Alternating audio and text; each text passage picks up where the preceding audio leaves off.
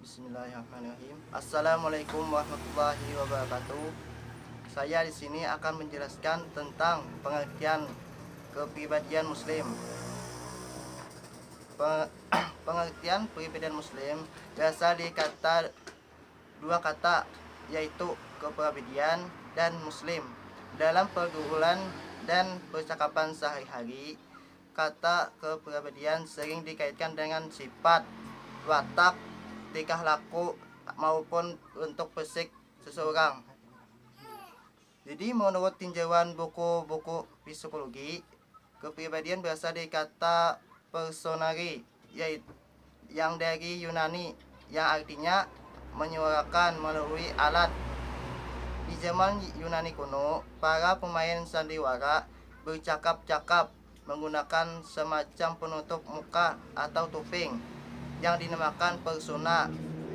Dari kata tersebut kemudian dipindahkan ke bahasa Inggris menjadi personality atau kepribadian. Nah, jadi dari kata persona akan saya tampilkan alurnya di sini.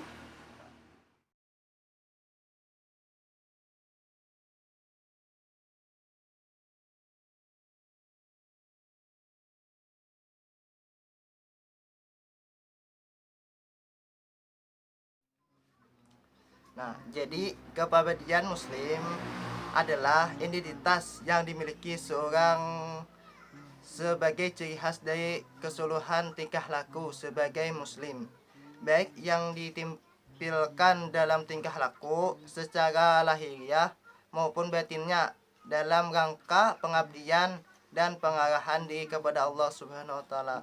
Ya, selanjutnya akan disampaikan saudara kita tentang aspek-aspek kepribadian Muslim. Assalamualaikum warahmatullahi wabarakatuh. Di sini saya akan melanjutkan dari penjelasan saudara kita tadi, yaitu saudara Syahri Ramadan. Lanjut kepada B, aspek-aspek kepribadian Muslim. Aspek-aspek kepribadian Muslim dari manusia itu terdiri dari beberapa aspek dan sistem. Adapun menurut Ahmad di Marimba, beliau membagikan aspek kepribadian dalam 3 hal, yaitu aspek-aspek kejasmanian, aspek-aspek kejiwaan, dan aspek-aspek kerohanian yang luhur.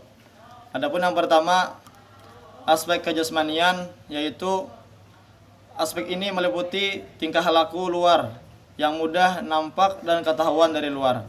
Misalnya, cara-cara berbuat dan cara-cara berbicara. Yang kedua, aspek kejiwaan. Aspek ini meliputi aspek-aspek yang abstrak, yaitu tidak terlihat dan tidak ketahuan dari luar.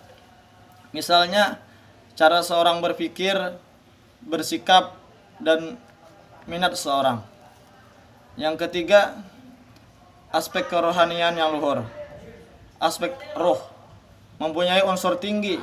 Di dalamnya terkandung kesiapan manusia untuk merealisasikan hal-hal yang paling luhur dan sifat-sifat yang paling suci. Ya, sekian daripada saya.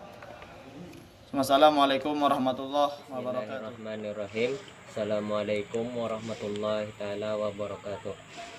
Di sini saya ingin melanjutkan materi yang telah disampaikan sebelumnya, yang telah disampaikan oleh teman saya, dan lanjutannya materi yang ingin saya sampaikan bagian C, ciri-ciri kepribadian Muslim. Kepribadian Muslim merupakan identitas yang dimiliki seseorang sebagai ciri khusus dari keseluruhan tingkah laku sebagai Muslim, baik ditampilkan secara lahiriah maupun batiniah.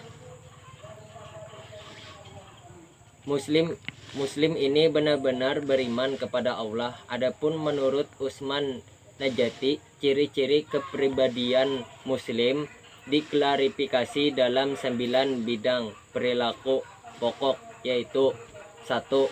Sifat-sifat berkenaan dengan akidah. 2. Sifat-sifat berkenaan dengan ibadah. 3. sifat-sifat yang berkenaan dengan hubungan sosial. 4. Sifat-sifat yang berkenaan dengan hubungan kekeluargaan. 5. Sifat-sifat moral. 6. Sifat-sifat emosional dan sensual. 7. Sifat-sifat intelektual dan kognitif. 8. Sifat-sifat berkenaan dengan kehidupan praktis dan profesional. Assalamualaikum warahmatullahi wabarakatuh. Saya melanjutkan dari materi Rahmat Ridwan, yaitu dengan faktor-faktor pembentukan kepribadian muslim. Menurut Ngalim Purwanto, ada 3 faktor pembentuk kepribadian, yaitu faktor pertama yaitu faktor biologis, yaitu faktor jasmani, sering disebut dengan faktor psikologi. Kedua, faktor sosial, yaitu masyarakat. Ketiga, faktor kebudayaan, yaitu meliputi values, adat dan tradisi, kebudayaan maupun bahasa. Proses pembentukan kepribadian muslim. Pembentukan kepribadian muslim dilakukan secara berangsur-angsur, membutuhkan sebuah proses. Hal ini dikarenakan merupakan pembentukan kepribadian yang menyeluruh, terarah dan berimbang. Adapun proses pembentukan kepribadian muslim menurut Ahmad di Marimba terdiri atas 3, yaitu pembiasaan, pembentukan pengertian sikap dan minat, serta pembentukan kerohanian yang luhur.